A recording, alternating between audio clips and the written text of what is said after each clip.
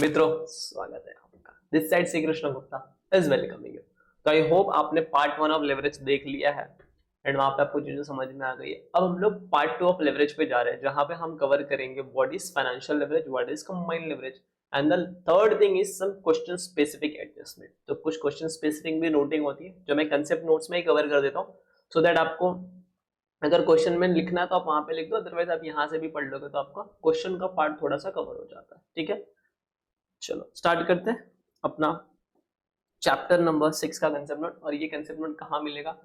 G drive का link आ रहा होगा, क्लिक करो, मिल जाएगा। ठीक है, चलो स्टार्ट करते हैं अपना फाइनेंशियल। आगे बढ़ने से पहले I am just giving you the one thing कि पिछले वाले सेशन में जब मैं डिग्री ऑफ ऑपरेटिंग लेवरेज करा रहा था तो ये वाला जो फॉर्मूला था ये नीचे था, एंड आप परसेंटेज चेंज इन ईबीआईटी जो कि डिग्री ऑफ ऑपरेटिंग लेवरेज निकलता है, that is percentage change in EBIT upon percentage change in sales को ऐसे भी रिप्रेजेंट कर सकते हैं, that is change in sales upon EBIT, sorry change in EBIT upon EBIT whole divide by change in sales upon sales. ठीक है, आप ऐसे भी लिख सकते हो इसको, तो ऐसे करके भी आप क्वेश्चन सॉल्व कर सकते हो। चलो स्टार्ट करते हैं financial leverage. So your financial leverage is defined as the what is it is defined as the audio video all is clear, defined as use of fund with a fix cost in order to increase earning पर share. तो यहाँ पे मैं क्या करता हूँ, date का पैसा लेके कंपनी में डालूंगा और मेरा अर्निंग पर शेयर इंक्रीज करूंगा। ठीक है, which involve the use of fund obtain at a fix cost in the hope of increasing the return on common stake holder. तो जो भी कॉमन स्टेक होल्डर है, हम लोग क्या करते हैं, बाहर वाले से पैसा लेते हैं, कंपनी में लगाते हैं, कंपनी से ज्यादा प्रॉफिट कमाते हैं और अपना पैसा शेयर होल्डर का वैल्यू बढ़ा देते हैं। इसका फॉर्मूला क्या होता है? So financial leverage is equal to earning before interest and tax divide by earning before tax, और शॉर्ट में बोले तो ईबीआईटी अपॉन ईबीटी। और इसको दूसरे तरीके से आप कैसे लिख सकते हो, financial leverage is equal to EBIT upon EBIT minus interest, क्योंकि ईबीटी कैसे आता है, ईबीआईटी माइनस इंटरेस्ट करोगे तो आपको ईबीटी मिल जाएगा। Then where EBIT is equal to what, और बीआईटी निकालने का दूसरा तरीका भी होता है, that is sales minus bracket में variable cost plus fix cost. तो आप फिक्स कॉस्ट और वेरिएबल कॉस्ट जैसे सेल में से माइनस करोगे, बचा हुआ अमाउंट इज ईबीआईटी। और उसको अलग तरीके से निकलने का तरीका होता है, that is contribution minus fix cost, और कंट्रीब्यूशन में से भी आप फिक्स कॉस्ट माइनस करोगे तो आपको ईबीआईटी मिल जाता है। And the last thing is EBIT is equal to EBT is equal to EBIT minus interest. ये वाला जो डेटा है आप कहाँ पे यूज करोगे, ये ओनली 1 ईयर डेटा गिवन, तो जहां पे सिर्फ आपको 1 ईयर का डेटा गिवन होगा आप इसको वहां पे यूज करोगे। एंड ये वाली चीज जहां पे where 2 year data given, 2 years data given. ठीक है, स्टार्ट करते हैं। Degree of financial leverage is equal to what, percentage change in EPS upon percentage change in EBIT. अब percentage change in EPS upon percentage change in EBIT, तो ये EBIT और EPS का यहाँ पे निकलेगा। और उसको अलग तरीके से आप कैसे लिख सकते हो, that is change in EPS upon change divide by EPS, और change in EBIT upon divide by EBIT. Change कैसे निकलता है, चेंज निकालना एकदम ही सिंपल है। आपको अगर चेंज निकालना है तो आप चेंज कैसे निकालोगे, चेंज निकालने के लिए मैंने लिखा है यहाँ पे। चलो, तो if you want to calculate change then new value minus old value, got it. where EPS is equal to earning per share and change in EPS is equal to change in EPS, ये हम लोग इसको यहाँ change बोलते हैं। ठीक है, and change in EBIT is equal to change in EBIT, that's it. Financial leverage is also defined as, अब financial leverage को हम अलग तरीके से क्या बोलते हैं, the ability of a firm to use fixed financial charges to magnify the effect of change in EBIT on EPS। यानी ये क्या बोलना चाह रहा है कि हम लोग को फिक्स चार्ज का यूज करना है और ईपीएस को इंक्रीज करना है, यानी फिक्स चार्ज को यूज फिक्स फंड यूज करेंगे, ईबीआईटी इंक्रीज करेंगे और उससे मेरा ईपीएस बढ़ा देंगे। वैसा degree of financial leverage is more than 1 then financial leverage exist. अगर मेरा डिग्री ऑफ फाइनेंशियल लेवरेज 1 से ज्यादा है तो मैं बोलूंगा मेरा फाइनेंशियल लेवरेज एग्जिस्ट करता है, and more degree of financial leverage higher is financial leverage, that's it. ठीक है, if your degree of financial leverage and financial leverage, अगर आपको फुल बैच में इनरोल होना है ऐसा कुछ है तो मैं डिस्क्रिप्शन बॉक्स में मेरा एक टॉपमेट का लिंक या फिर मैं बोलूंगा एक क्वेरी लिंक भी मैं डाल दूंगा, दैट इज गूगल फॉर्म का क्वेरी लिंक, तो where you can ask me कि कब से मेरा फुल बैच आने वाला है, because I am planning to launch one fast track batch and one full batch also, so you can inquire about that in the coming months करके। तो ये जो भी लॉजिक है, क्या फिक्स कॉस्ट यूज हो रहा है, कैसे हम लोग फिक्स कॉस्ट का यूज करके अर्निंग पर शेयर इंक्रीज करते हैं, all this things should be cover there. चलो we are on the revision part, revise the thing. So अगर आपका डिग्री ऑफ फाइनेंशियल लिवरेज एक से ज्यादा आ रहा है, इसका मतलब फाइनेंशियल लिवरेज एग्जिस्ट करता है, and more degree of financial leverage higher is financial leverage. Moving ahead, degree of financial leverage और financial leverage same like that, जैसे पहले की तरह था। ऑपरेटिंग लिवरेज का बताया, अगर पॉजिटिव आया तो क्या इंपैक्ट होगा, नेगेटिव आया तो क्या होगा। अगर मेरा डिग्री ऑफ फाइनेंशियल लिवरेज और फाइनेंशियल लिवरेज अगर वो पॉजिटिव आता है तो मैं क्या बोलूंगा, my firm is operating it higher level than the BEP level. तो जो बीईपी लेवल है उससे वो हायर मेरा फर्म ऑपरेट करे। और अगर वो नेगेटिव आता है तो मैं बोलूंगा my firm is operating at lower level than the BEP level. और इस केस में जो आपका ईपीएस है ना वो नेगेटिव आता है। और अगर इस डायग्राम से बताना है तो ये डायग्राम देख लो, शायद छोटा सा दिख रहा होगा। तो अगर मेरा बीईपी यहाँ पे है और फाइनेंशियल लेवरेज मेरा पॉजिटिव है तो मैं ऑपरेट यहाँ कर रहा हूँ उसके ऊपर। और मेरा बीईपी अगर यहाँ पे है और मेरा फाइनेंशियल लेवरेज नेगेटिव है तो इसका मतलब मैं नीचे ऑपरेट कर रहा हूँ, मेरा फर्म नीचे ऑपरेट कर रहा मतलब वहां पे उसकी सेल होगी, सेल बीईपी से कम होगा और यहाँ पे सेल बीईपी से ज्यादा होगा। और इस केस में if my financial leverage is negative it means what, my earning per share is negative. मैं ईबीटी भी मेरा नेगेटिव बोल सकता हूँ, बोथ। सो यहाँ पे both EBIT and EPS move in the same direction. तो यहाँ पे क्या होगा, मेरा जो ईबीआईटी और ईपीएस है दोनों सेम डायरेक्शन में इंक्रीज हो रहा है, यानी ईबीआईटी बढ़ेगा तो ईपीएस बढ़ेगा, ईबीआईटी कम होगा तो ईपीएस कम होगा। सेम लाइक दैट, जैसे पहले वहां पे सेल्स इंक्रीज होगा तो ईबीआईटी सेल्स होगा, वैसे यहाँ पे ईबीआईटी और ईपीएस का रिलेशन शो ऑफ होता है।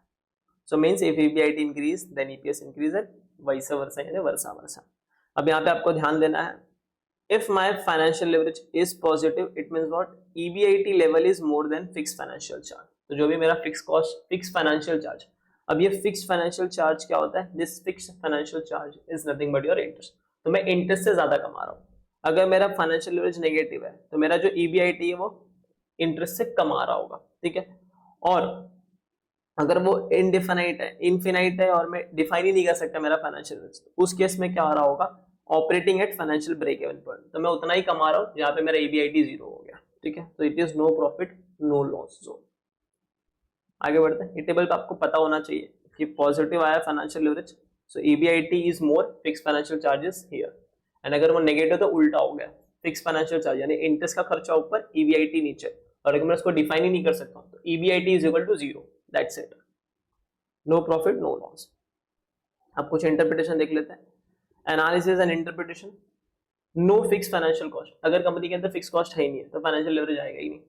अगर कंपनी के अंदर इंटरेस्ट का खर्चा ही नहीं है तो फाइनेंशियल लेवरेज नहीं आएगा, क्योंकि फाइनेंशियल लेवरेज आता क्यों है, हम लोग बाहर वाले का पैसा लेते हैं, यूज करते हैं धंधा चलाने के लिए। तो मैं बाहर वाले का पैसा ले ही नहीं रहा तो फिर फाइनेंशियल लेवरेज नहीं आएगा।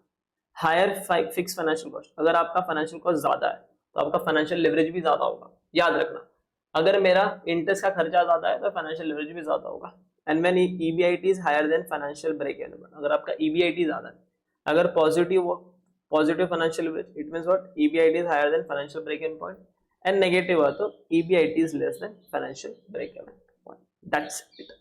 मूविंग अहेड, अब एक कंसेप्ट होता है trading on equity. Trading on equity क्या कंसेप्ट है, एकदम सिंपल है।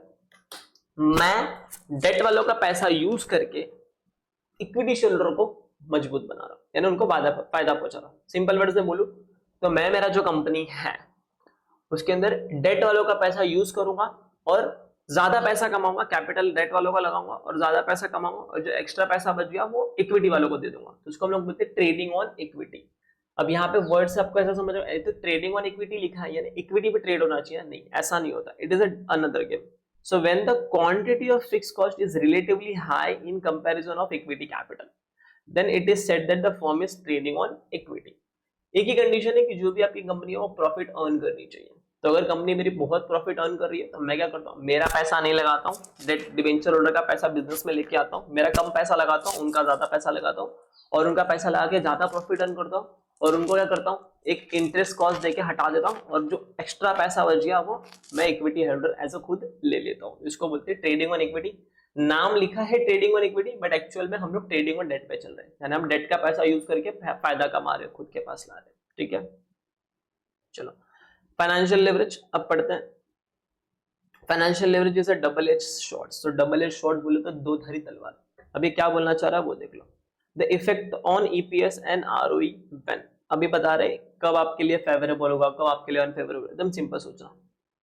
जो मैंने बिजनेस से कमा रहा हूँ वो 15% कमा रहा हूँ, यानी डेट वालों का पैसा ला रहा हूँ और मैं बिजनेस कर रहा हूँ, तो मैं बिजनेस से 15% कमा रहा हूँ और उनको दे रहा हूँ 10%, तो अच्छा है ना मेरे लिए। मैं दे रहा हूँ 10%, कमा रहा हूँ 15%, तो अच्छा है, तो इसको बोलेंगे फेवरेबल एंड एडवांटेज। और उल्टा केस हो गया, मैंने डेट वालों से पैसा लिया 25% पे और मैं कमा रहा हूँ सिर्फ 15%, तो मेरे लिए तो गलत हो गया, अनफेवरेबल, इसको बोलेंगे अनफेवरेबल डिसएडवांटेज। थर्ड थिंग, मैं सामने वाले से पैसा ले रहा हूँ 15% पे, मेरा बिजनेस भी 15% ही कमा रहा है, तो इसको बोलेंगे ये न्यूट्रल सिचुएशन, नाइदर एडवांटेज और nor disadvantage, that's it.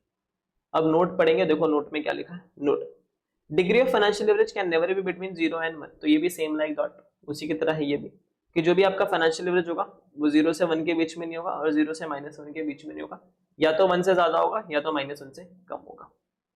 Sir ये -1 कब आएगा, -1 कब आएगा मेरा, जब मेरा जो अर्निंग बिफोर टैक्स है ना, दैट इज ईबीटी, अगर वो नेगेटिव हुआ तो फिर माइनस में आपका आ जाएगा आगे फाइनेंशियल लेवरेज।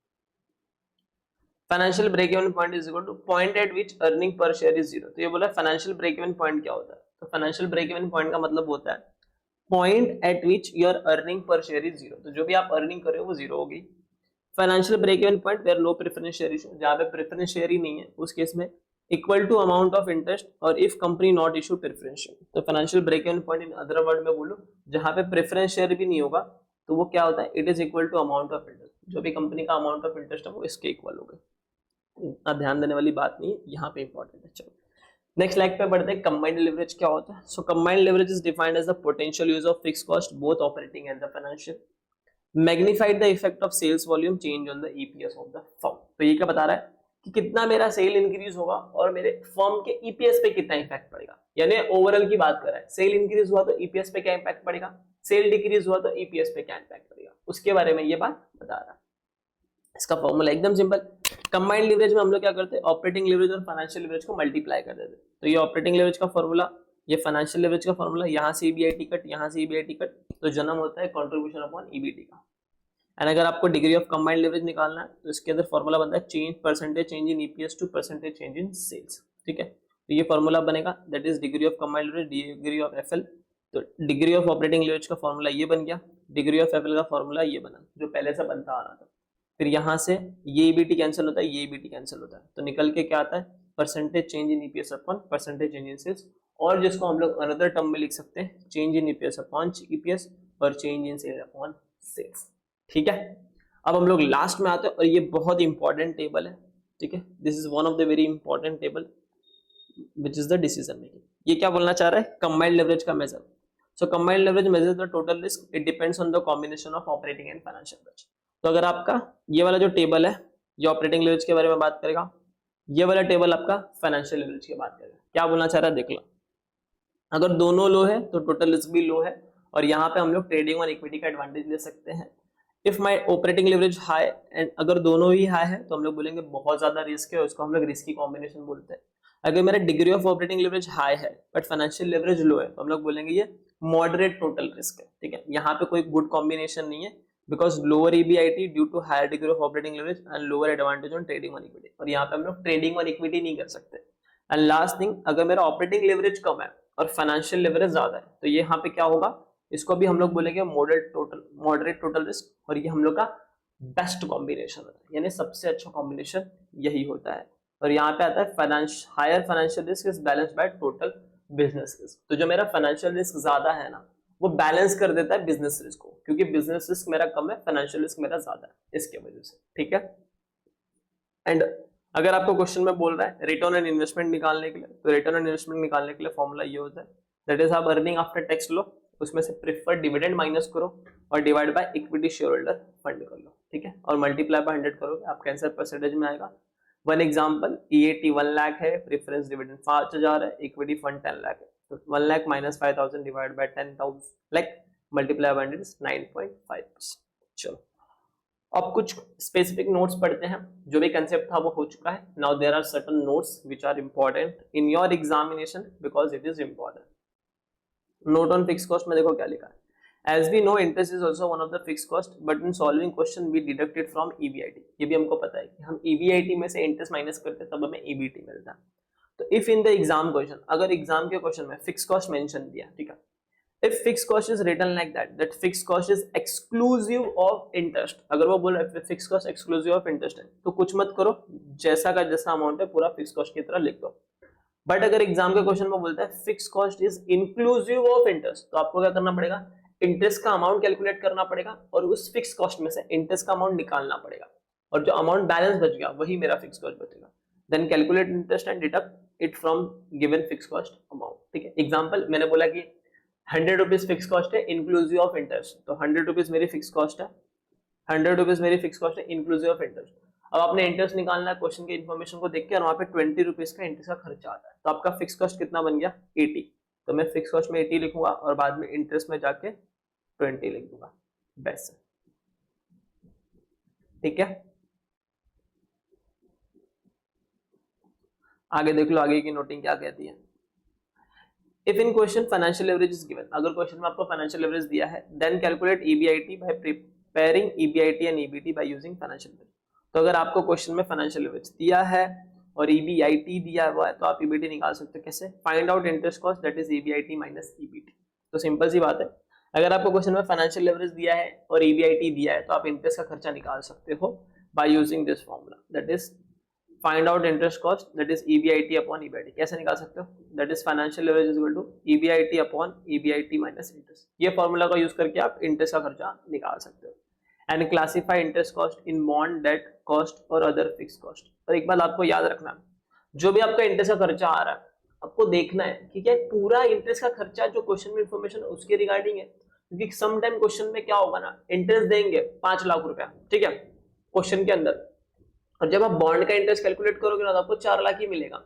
जो आप इंटरेस्ट कैलकुलेट करके लाओगे इस फॉर्मूले से, वो आएगा 5 लाख रुपीज, और क्वेश्चन के हिसाब से 4 लाख का इंटरेस्ट बनता है, मतलब 1 लाख का भी बैलेंस बच रहा है ना, तो वो जो बैलेंस इंटरेस्ट है वो हम लोग एडिशनल इंटरेस्ट कैलकुलेट करते हैं। और आपको ईपीएस निकालना है, तो प्रॉफिट आफ्टर टैक्स और EPS divide by share number of share outstanding.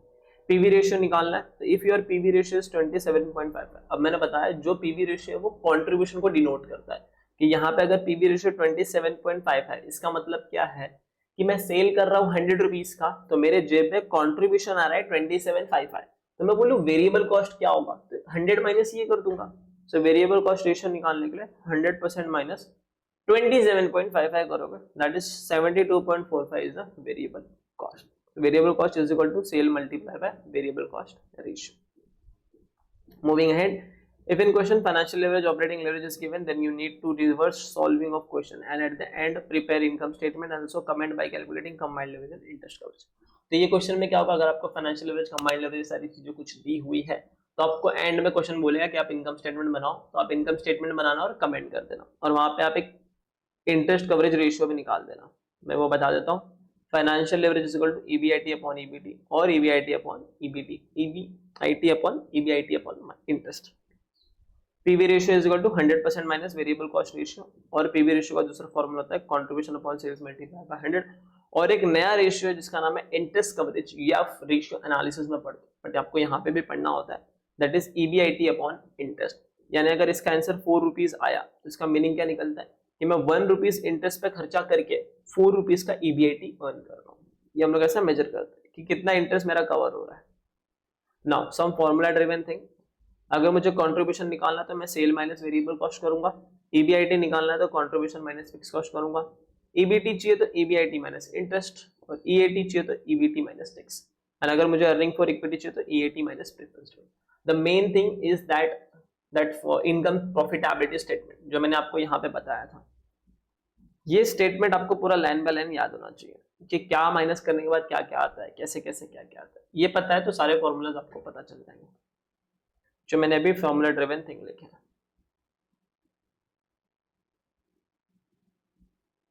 चलो सम क्वेश्चन स्पेसिफिक नोट्स पढ़ लेते हैं अभी। क्वेश्चन स्पेसिफिक नोट्स यानी कुछ क्वेश्चन सॉल्व करने हैं उसके रिगार्डिंग कुछ नोट्स, ठीक है, देख लो। यहाँ तक आपका रिवाइज हो चुका है, अब कुछ क्वेश्चन स्पेसिफिक नोट्स है वो भी मैं आपको पढ़ा रहा हूँ। If question says calculate percentage change in EPS with respect to percentage change in sales, और तो आपको उसके क्या करना है, आप ऑपरेटिंग लेवरेज निकाल देना, फाइनेंशियल लेवरेज निकाल देना, फिर कंबाइंड लेवरेज निकाल देना, ठीक है। ओएल निकालना, एफएल निकालना, उसका यूज करके आप कंबाइंड लेवरेज निकालना, और फिर ये वाला फॉर्मूला यूज कर देना। That is use degree of combined leverage is equal to percentage change in EPS upon percentage change in sales. तो क्वेश्चन में क्या होगा, सपोज करो कि आपने कंबाइंड लेवरेज का वैल्यू निकाल दिया 2 और आपको बोला परसेंटेज चेंज इन सेल्स 20% और इंक्रीज हुआ, तो अब यहाँ पे 2 रख देना, यहाँ पे x एज्यूम कर देना, यहाँ पे 20%, इसको इससे मल्टीप्लाई करोगे तो x का वैल्यू कितना आ जाएगा 40%, यानी आपका जो ईपीएस है वो 40% से चेंज हो रहा है। That's it. चलो आगे बढ़ते हैं। अगर मुझे टोटल कंट्रीब्यूशन निकालना है तो उसका दूसरा वे होता है contribution per unit multiply by unit produced. And मुझे अगर अर्निंग आफ्टर टैक्स निकालना है तो उसका एक और भी फॉर्मूला होता है, दैट इज ईबीटी ब्रैकेट में 1 माइनस टैक्स रेट। ये जो टैक्स रेट है आप डेसिमल में लिख लो। जैसे एग्जांपल देख लो, मेरा ईबीटी 10,000 था, ठीक है, टैक्स लग गया 40% 4,000, ईएटी कितना आ गया 6,000 आ गया। इसी को अदर वे में मैं कैसे लिख सकता हूँ, EBT 1 minus tax, EBT is 10,000, 1 minus T is 1.4 is my tax rate. इसको सॉल्व करने के बाद आंसर आ जाएगा 0.6, तो 10,000 multiply by 0.6 is 6,000। This is the another way of getting your EAT. आप एग्जाम में कंफ्यूजन हो, स्टेटमेंट बना के सॉल्व करना, टेंशन खत्म। अब आगे देख लो, if question asked you to prepare income statement, first prepare the income statement, fill the given information. अगर आपको क्वेश्चन बोलता है आप इनकम स्टेटमेंट बनाओ, तो आप इनकम स्टेटमेंट बनाओ, जो भी गिवन इंफॉर्मेशन क्वेश्चन में है वो आप फिल इट कर दो सबसे पहले, उसके बाद by using the information calculate करो। So if interest is financial leverage is given, then आप ईबीआईटी कैलकुलेट कर सकते हो, ये फॉर्मूला लगा के, that is financial leverage is equal to EBIT upon EBIT minus interest. फिर if there is margin of safety given, अगर आपको एमओएस दिया है तो आप ऑपरेटिंग लेवरेज कैलकुलेट कर सकते हो, है ना। कैसे कैलकुलेट कर सकते हो, 1 अपॉन एमओएस। भी याद रखना, ये जो एमओएस वो डेसिमल लिखना, ठीक है। आफ्टर कैलकुलेटिंग ऑपरेटिंग लेवरेज आप ईबीआईटी कैलकुलेशन के ऊपर चल जाना, ठीक है। After calculating for operating leverage go for EBIT, तो आपने ऊपर निकाला ही है ना, वी कैन कैलकुलेट कंट्रीब्यूशन निकालना है, ये निकालने के बाद कंट्रीब्यूशन निकालना है, यहाँ पे आएगा कंट्रीब्यूशन, ठीक है। And PV ratio contribution is there, calculate this. अब जो फाइनेंशियल लेवरेज का क्वेश्चन होता है ना, या फिर लेवरेजेस के क्वेश्चन सारे कनेक्टेड होते हैं कि पहले ये निकलेगा, फिर ये निकलेगा, फिर ये निकलेगा, फिर ये निकलेगा। तो मेक श्योर दैट आपका फर्स्ट जो फाइनेंशियल लेवरेज निकले या फिर ईबीआईटी निकले या फिर जो भी इंटरेस्ट का खर्चा निकले ना, वो गलत ना निकले, क्योंकि एक गलत होगा ना सब गलत हो जाएगा, ठीक है। और ये इसके ज्यादातर क्वेश्चन कनेक्टेड होता है कि पहले ये निकला, फिर ये, फिर ये, फिर ये, ठीक है। ये बात आपको एग्जाम में भी याद रखनी है। PV ratio and contribution is there, then calculate कर देना है सेल्स। सेल निकालने के लिए PV ratio is equal to contribution upon sales multiply by 100। ये फॉर्मूला यूज करके आप सेल्स निकाल देना और फिर इसको इनकम स्टेटमेंट बना के फिल कर देना, दैट्स इट।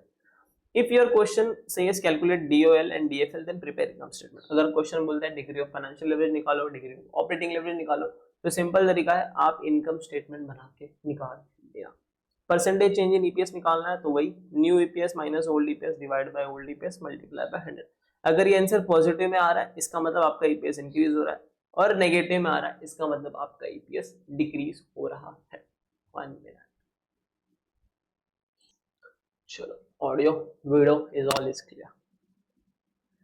उसके बाद if question says 25% decline in sales will wipe out EPS, means EPS is declined by 100%। तो क्वेश्चन बोलता है कि 25% से सेल्स गिर गया और मेरा EPS वाइप आउट हो गया, मतलब क्या हो गया, EPS 100% से डिक्लाइन हो गया। सो यूज DCL, यहाँ पे आप डिग्री ऑफ कंबाइंड लेवरेज निकाल सकते हो, and formula is percentage change in EPS upon percentage change in sales on and find out DCL। And interest calculate करने के लिए कैसे निकलेगा, debt capital multiply by rate. ये जो रेट है आप इन डेसिमल लिखोगे तो डायरेक्ट आंसर आएगा, परसेंटेज प्रेस कर दोगे तो तभी भी आंसर आ जाएगा। ईपीएस निकालने के लिए स्टेटमेंट बना लो। Then if question show there is operating expense including depreciation, अगर क्वेश्चन में बोल रहा है ऑपरेटिंग खर्चा है डेप्रिसिएशन को इंक्लूड करके, and depreciation is only fix cost, then balance available is variable cost. तो क्वेश्चन के अंदर आपको ऑपरेटिंग एक्सपेंस दिया फॉर एग्जांपल 100 रुपीज का, और वो बोलता है कि इसके अंदर डेप्रिसिएशन इंक्लूड है 20 रुपए का, मतलब आपको क्या समझना, ये जो 20 रुपए है ये मेरा फिक्स कॉस्ट है, और जो 80 रुपीज का बैलेंस बच गया वो मेरा वेरिएबल कॉस्ट है। टैक्स रेट निकालने का फॉर्मूला होता है tax amount divide by EBT multiply by 100, कुछ नहीं ड्रिवन फॉर्मूला है। टैक्स अमाउंट ऊपर लिखो, ईबीटी नीचे लिखो, मल्टीप्लाई बाय 100 लिखो। टोटल एसेट्स निकालने का फॉर्मूला होता है, सम टाइम क्वेश्चन के अंदर टोटल एसेट्स नहीं दिया होता है, तो टोटल एसेट्स निकालने के दो फॉर्मूला तो मैं बताता हूँ। Total assets is equal to fix assets, net वाला लेना है, प्लस करंट एसेट्स। और अगर क्वेश्चन में ये वैल्यू नहीं दिया टोटल एसेट्स फिक्स एसेट्स, तो आप क्या कर सकते हो, जो भी सोर्सेस ऑफ कैपिटल है, equity, debenture, preference and retain earning, all this thing, वो सबको ऐड कर देना तो भी आपको टोटल एसेट्स मिल जाएगा। और लायबिलिटी भी आपको ऐड करनी पड़ेगी थी, तो जो भी इक्विटी और लायबिलिटी है दोनों को ऐड कर देना तो आपको मिल जाएगा टोटल एसेट्स। ठीक है, क्योंकि बैलेंस शीट में जब हम लोग एसेट बनाते हैं ऐसे बनाते हैं ना, यहाँ पे इक्विटी होता है, यहाँ पे लायबिलिटी होता है और ये पूरा वाला हिस्सा एसेट्स होता है। तो अगर एसेट का वैल्यू नहीं दिया है तो अपन क्या कर देंगे, इन दोनों फैक्टर्स को ऐड कर देंगे। तो एसेट टर्नओवर रेशियो निकालना है तो सेल्स अपॉन टोटल एसेट्स करेंगे, रेशियो एनालिसिस आपने पढ़ा होगा। अब यहाँ पे ये हो गया, देन अर्निंग पर share is equal to earning for equity divide by number of equity. मैं आपको एक डाउट ऑफ कंक्लूजन, ठीक है आगे बढ़ते हैं। Asset turnover ratio is equal to sales upon total assets and earning पर share is equal to earning for equity upon number of equity share. Then if your question says installed capacity is 4000, actual production in sales is 75% of the capacity, तो आपको समझना है जो आपका actual production हुआ है वो 4000 का 75% दैट इज 3000 यूनिट्स का प्रोडक्शन हुआ है। तो पूरा स्टेटमेंट आपका 3000 यूनिट्स पे बनेगा, 4000 पे नहीं बनेगा, क्योंकि वो तो उसकी कैपेसिटी है, बट एक्चुअल में प्रोडक्शन कितने का हुआ, 75%। If change in operating income बोला है, change in operating income, operating income का दूसरा नाम होता है ईबीआईटी, हम चेंज इन ऑपरेटिंग इनकम को बोलेंगे चेंज इन ईबीआईटी। और इस केस में आपका जो डिग्री ऑफ ऑपरेटिंग लेवरेज बनेगा वो क्या बनेगा, change in operating income divide by change in revenue. तो मैं रेवेन्यू बोलूं, सेल्स बोलूं या टर्नओवर बोलूं, तीनों टर्म सेम होता है। प्रॉफिट बोलूं, अर्निंग बोलूं या फिर ऑपरेटिंग इनकम बोलूं, ईबीआईटी बोलूं, तीनों सेम होता है। एंड डीसीएल निकालना है तो change in earning per share divide by change in revenue. Now if question gives various alternative of capital mix and require comment on risk and return, तो question क्या कर रहा है, आपको बहुत सारे कैपिटल मिक्स दे रहा है और बोलता है रिस्क एंड रिटर्न पे कमेंट करो। तो आप क्या करना है, सिंपल एक एग्जिस्टिंग वाला बनाना है, पूरा क्वेश्चन एक एग्जिस्टिंग से सॉल्व करना है, और दूसरा वाला क्या करना है, विथ ऑप्शन सॉल्व करना है।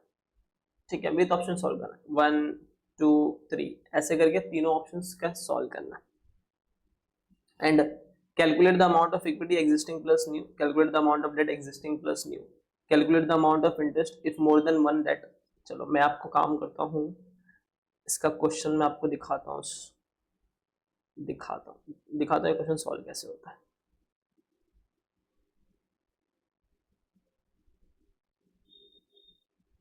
ये देखो, एक तरह का क्वेश्चन है जो क्वेश्चन नंबर 9 है। अब इसके अंदर क्या होता है कि कंपनी का एग्जिस्टिंग स्ट्रक्चर होता है, फिर वो बोल रही है उसको कुछ और पैसे चाहिए और वो डेट और इक्विटी का कुछ तो मिक्स यूज करे। इस केस में आप कैसे सॉल्व करोगे वो मैं आपको बता दे रहा हूँ। ये पहले पूरा एग्जिस्टिंग का बना देना और फिर प्रपोज्ड का बनाना। तो उसके अंदर सबसे पहले क्या लिख देना, इक्विटी शेयर कैपिटल लिख देना एग्जिस्टिंग। अब देखो एग्जिस्टिंग यहाँ पे भी होगा और प्रपोज में भी होगा। जब मैं बोल रहा हूँ मेरे पास ऑलरेडी 10 लाख है और बाद में भी तो 10 लाख रहेगा ही ना, वो थोड़ी कहीं जाने वाला है। इक्विटी का 10 लाख तो 10 लाख बाद में भी रहेगा। तो इक्विटी शेयर कैपिटल आपका यहाँ पे भी आएगा, यहाँ पे भी आएगा। फिर न्यू इशू के अंदर क्राइटेरिया देंगे। एग्जिस्टिंग वाले में तो कुछ नहीं आएगा, लेकिन यहाँ पे क्राइटेरिया बोला होगा। फर्स्ट केस में पूरा इक्विटी है, सेकंड वाले में 50% है, थर्ड वाले में है ही नहीं, तो जितना जितना बोला उतना उतना डाल देना, फिर सबको टोटल कर देना। ये दोनों को भी टोटल करना, यहाँ पे एग्जिस्टिंग वाला भी लिखना, ठीक है। प्रपोज्ड में जो एग्जिस्टिंग वाला है वो भी लिखना, फिर फेस वैल्यू लिखना, फिर डिवाइड करना, आपको नंबर ऑफ शेयर मिलेगा।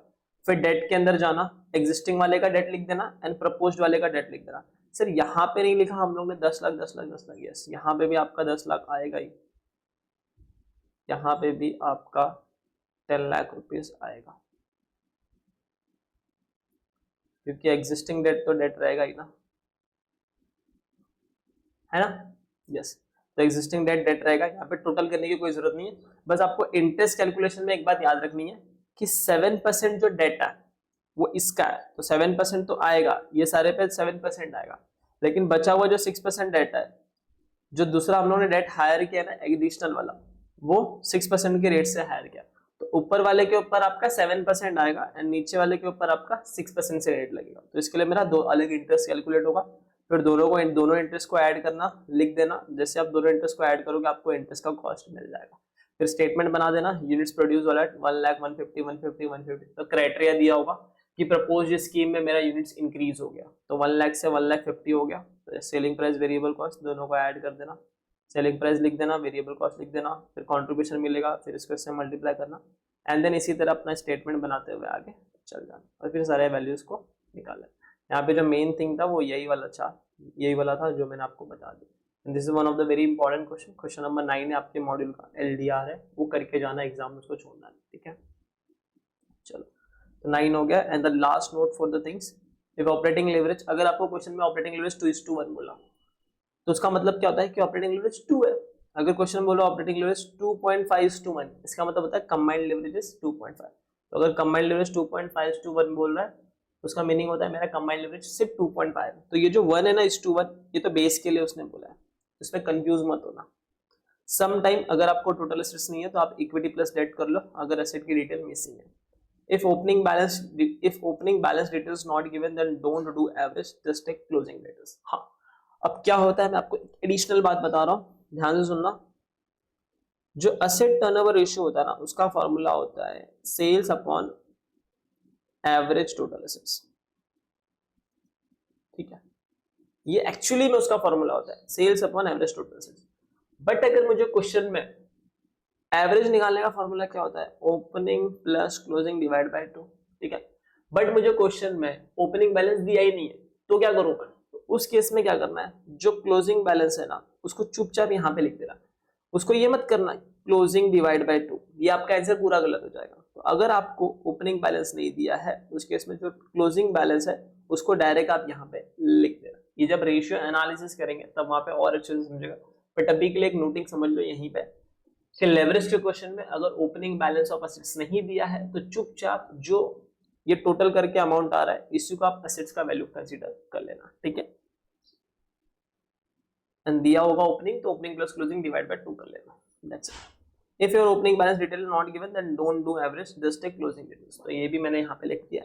एंड अगर आपको क्वेश्चन में बोला है डिजायर्ड प्रॉफिट इज गिवन कि मुझे इतना पैसा कमाना है, तो ये वाला जो फॉर्मूला है it is from the material costing formula. तो ये अगर आपको बोला है कि मुझे इतना कमाना है, तो अगर मुझे इतना प्रॉफिट अर्न करना है तो मुझे कितना सेल करना पड़ेगा, तो उसका फॉर्मूला होता है required sales is equal to fix cost plus interest divide by desired profit whole divide by, वापस बोल रहा हूँ, required sales is equal to fix cost plus interest plus desired profit whole divide by PV ratio. और ये जो formula it is a driven formula. तो अगर आपको जानना होगा तो कमेंट लिख देना, मैं इसका एक वीडियो बना के आपको 5 मिनट्स के अंदर बता दूंगा कि क्या ड्रिवन फॉर्मूला कैसे आता है, ठीक है। सो रिक्वायर्ड सेल्स निकालना है fix cost plus interest plus desired profit divide by PV ratio. That's it from my side. Leverage का चैप्टर हो गया रिवाइज, मुझे पता है आप 1.5 पे देख रहे हो, आई नो एवरीथिंग करके। तो अगर आपने ये चैप्टर पढ़ा हुआ है, सेल्फ स्टडी में भी पढ़ा हुआ है या फिर किसी से भी पढ़ा हुआ है, तो आपको ये पूरा चैप्टर समझ में आया हुआ है जो भी रिवीजन है। और अगर आपको बैच के बारे में जानना है, ये सारी चीजों के बारे में जानना है, तो मैं एक लिंक दे दूंगा, क्वेरी लिंक, जिसपे आप मुझे रीच आउट कर सकते हो और पूछ सकते हो। In coming time I will be thinking to launch the fast track bench or kind of regular bench, ठीक है। So all the very best for your examination। Exam के टाइम पे बस इतना याद रखना है, लेवरेज का चैप्टर आया, ज्यादा कंफ्यूजिंग लग रहा है, लास्ट में अटेम्प्ट करो। बट जहां तक मैंने ट्रेंड देखा है, ये क्वेश्चन नंबर 1 में ज्यादा कंपलसरी आता है और ये 5 मार्क्स आपको ऐसे हाथ में देके जाता है। बस यहाँ पे आपको फॉर्मूले पता होने चाहिए और लिंकिंग कि क्या निकालने से क्या आएगा, क्या निकालने से क्या आएगा। अगर वो नहीं पता तो ये 5 नंबर देगा ही नहीं आपको, ठीक है। That's it from my side। I give my whole efforts, पूरा मैंने अपनी जितनी हिम्मत लगा सकता हूँ उतनी मैंने लगाई है और आपके लिए नोट्स अच्छे से बनाए हैं so that आपको रिवाइज करने में बेनिफिट हो, ठीक है। नोट्स कहाँ मिलेंगे, concept notes description box open करना, गूगल ड्राइव का लिंक आ रहा है, फिर आप टेलीग्राम से जाके भी ले सकते हो। That's it. कैसा भी वीडियो लगा आप कमेंट करके मुझे बता देना and then that's it from me, ठीक है। तब तक के लिए Shri Krishna Gupta signing off and sayonara। फिर मिलेंगे जनाना। जस्ट गिव योर बेस्ट, ठीक है। चलो।